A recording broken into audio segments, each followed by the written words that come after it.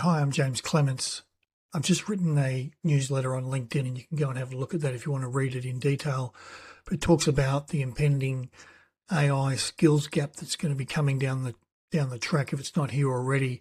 We've got a lot of autonomous equipment coming into the country, and we've got a lot of field equipment. So from a heavy industry point of view, it's very relevant for you, because there's a problem landing on work sites right now that you can't fix with just a purchase order. The AI tools have already arrived, so we know that the trained people who can govern them, trust them, and run them safely, that's the gap. In the next few minutes, I'll show you exactly where the gap is biting the hardest. It's around autonomous mining, commercial construction, and the government tenders. And we know that there's a lot of governance requirements being pushed down, so we need skilled people for that. That's going straight from primes down to tier 2 and tier 3 contractors. And more to the point, what these firms that are already preparing for this, what they're doing, and how they're setting themselves up for success in the next 10 years. So here's what's really going on at the moment. The conversation about whether heavy industry should be looking at AI is over.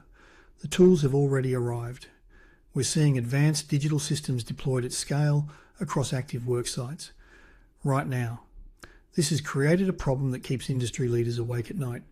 The machines are running, but the people who can govern and trust them haven't been trained yet. For a contractor, this is a harsh commercial reality. You can issue a purchase order for software tomorrow, but you cannot buy a trained workforce that the market isn't producing. The firms pulling ahead aren't relying on massive tech budgets. They recognised early that buying capability wasn't an option, and they focused on building it internally. And the pressure to figure this out is coming directly from the top. Governments have moved past exploring these tools and started officially mandating them. Take Australia's recent $9.7 billion digital budget aimed at sovereign AI, meaning secure, locally built digital infrastructure. As part of that push, AI competency is now being treated as a mandatory core skill for all government staff. When a massive client like the government mandates these tools internally, the requirement cascades down the supply chain. Those same standards immediately show up in the pre-qualification forms and tender documents sent to Tier 2 and Tier 3 contractors. That creates an acute staff readiness gap. Contractors are suddenly hit with complex governance questions about their data models, and instead of handing over compliant documentation, they're responding with blank looks. Contractors are now facing a widening gap between a client's legal requirements and their own team's technical literacy. Out in the field, the physical reality of this disconnect is even starker. Massive autonomous machines are rolling out across mining operations every day.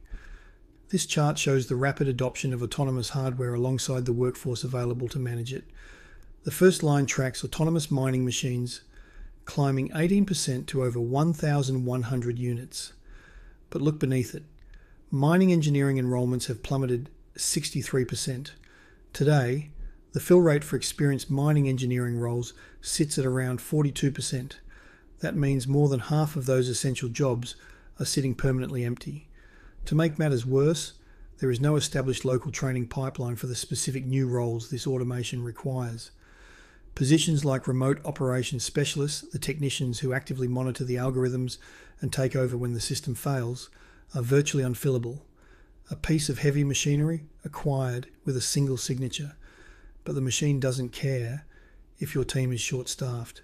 Deploying autonomous hardware without the specialised crew to monitor it creates a massive, unmanaged safety risk. Stepping away from mining, commercial construction is facing the exact same squeeze. A global shortage of hundreds of thousands of workers is colliding head-on with an influx of new, complex site technologies. The physical job has changed beneath the workers' feet. Crews arrive on site and are now expected to instantly understand intricate 3D modelling software and reality capture, a process that uses lasers to map physical spaces into precise digital data. When you hand crews highly advanced tools without teaching them how to actually use them, adoption stays low. Workers find ways to bypass the software, and incredibly expensive hardware is quietly abandoned. A top-down corporate digital transformation strategy is completely useless if the people swinging the hammers haven't been trained on the tablets. To fix that disconnect, training must start where the physical work happens, practically and role by role. Capability has to flow upward from the site level. You teach the operator first, who informs the supervisor, who reports to the foreman, who ultimately supports the project manager. In practice, this means putting tools in hands. This needs to be experienced operators physically standing on the actual sites where the work will be done, showing new workers exactly how to calibrate the sensors on a tool or piece of machinery. The firms already securing the next decade of infrastructure contracts saw this coming. They partnered with equipment manufacturers years ago to build up this internal knowledge base while their competitors waited. You cannot buy a workforce that doesn't exist. Firms that build their own teams from the ground up are the ones who will actually be able to run the machines they've already bought.